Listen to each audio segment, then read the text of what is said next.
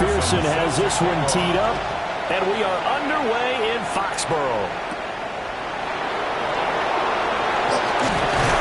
And up to about the 26-yard line, just across the 25. So here come the Bills on offense for the first time. And a look at a guy, definitely got a little razzle-dazzle to him. Can do it with his arm or his legs. Their mobile QB.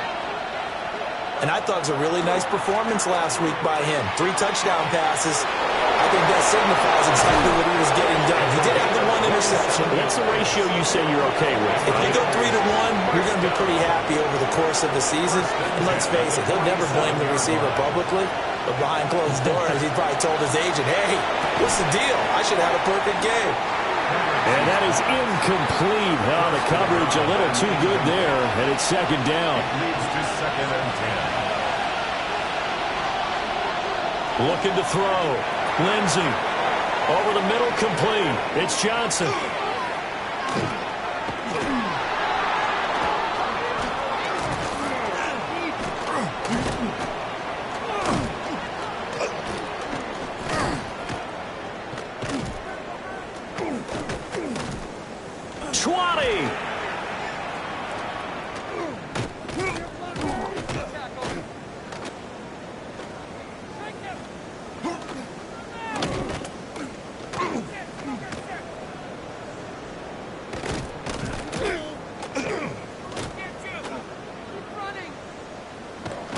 And on this one, he'll get to the 15, right at the 15-yard line.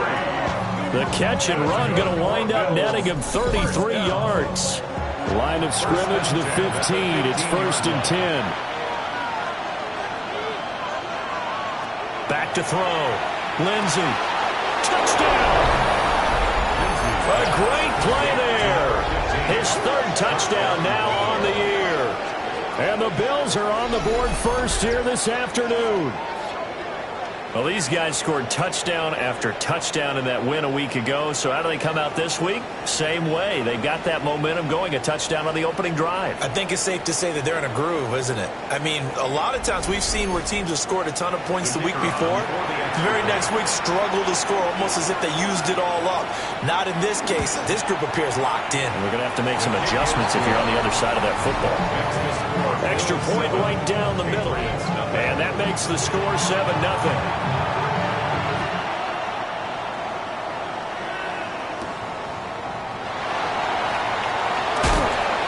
Makes it across the 20 as his guys will set up shop at the 23-yard line. So out come the Patriots here to get their first shot on offense. And a glance here at the man calling the plays under center, their 6'4" quarterback. We're seeing it more and more in this league, how teams love to have athletes back there taking the snaps, guys who can throw it and move around and get yards with their legs if needed. He's one of the best examples that we see out there right now. He can throw for hundreds of yards one week and then run for 100+ the next.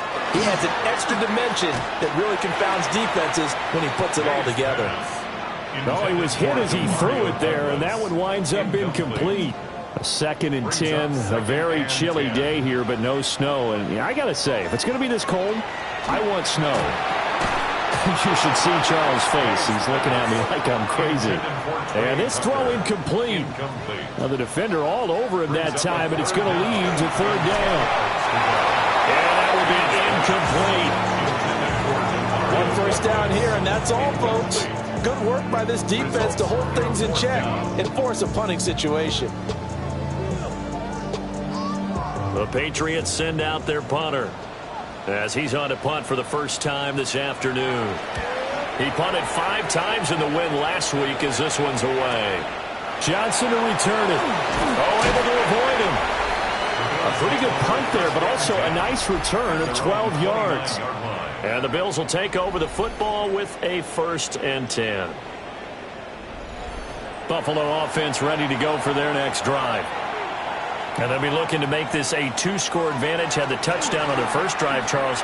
Hey, they can get up 2 scores here on the road. That's a heck of a start. And not only have they thought about it, I wonder if they visualized it. I remember playing and they used to turn the lights out in our meeting room and run through a situation like this and say, just think about what it would be like to be up on the road and take the crowd out of it. Maybe they did some of that. The ball comes out. And it's picked up by the Patriots. Oftentimes you say some guys have a knack for creating turnovers. He forced a fumble last week, forces another one. And one of my good coaching buddies, Frank Delano, always told me. And now, as with every potential turnover, they're going to take a second look at this just to make sure.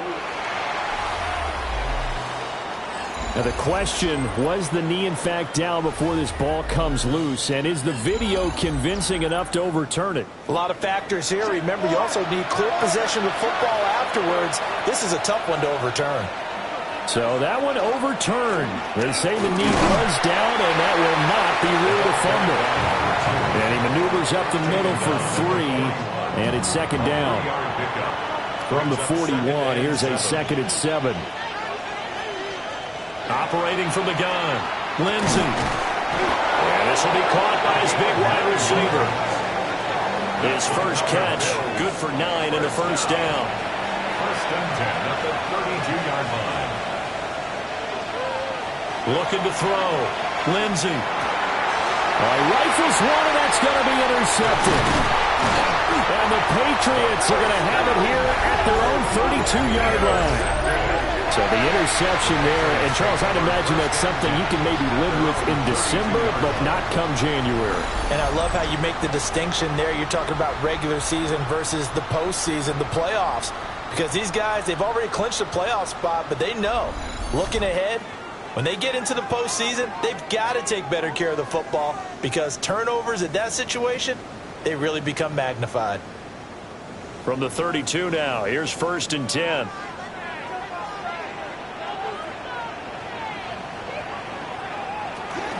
They'll start on the ground with Brooks. The numbers for Brooks a week ago. 21 carries, 77 yards, and a touchdown. 10 touchdowns on the season for him, and I don't know whether these goals are written down. I don't know whether they're discussed amongst the team, but I do know this. Every guy who touches the ball as a ball carrier thinks 10 touchdowns is a nice round goal to try and reach in a season. On the throw led him too much that time. It's incomplete. Maxwell Hairston. To throw, it's May. Now he's going to step up and run. And he's just going to be short here, barely. Maybe by a half a foot. It'll be 4th and inches. That looked great when he first took off because in my mind, there was room to run and he had the marker in his sight. But I certainly didn't expect him to close so quickly, and neither did he. They got to him just in time, and now that forced him to make a decision with his 4th down call. And he couldn't get it to check up. That kicks all the way into the end zone for a touchback. There again is the running back as he trots onto the field. Last week, a strong showing, up over 100, also 2 trips to the end zone. It's the kind of week that if you said, listen, I'll let you have this type of a game each and every week, you'd sign up for it. You wouldn't try and get too greedy. But let's face it, good runners always want to be a little bit more greedy at the end, try and squeeze out every last yard. He's going to try and duplicate that and exceed it in this game. He's got a man, complete. And he'll be out of bounds just shy of the 40. They go play action here on 1st down. Complete. It's Johnson. From the 35, here's 2nd and 3. A 7-yard pickup. Brings up 2nd. Now a handoff up the middle. Bishop. Yeah, maybe a little over pursuit there as he's able to take this down to the 25-yard line. 10 yards, good enough for Buffalo 1st down. 1st down, Buffalo.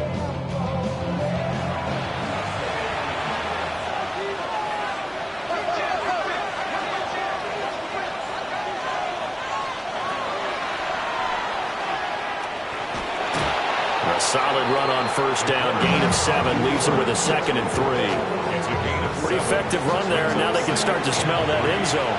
Pound the rock. Make sure you use your O-line to set the tone of dominance and physicality, and pound the rock. And he'll get him inside the 15 down to the 14-yard line. Here's a 1st and 10 at the 14-yard line. A 5-yard gain on the play. Now they'll switch it up here and look to throw.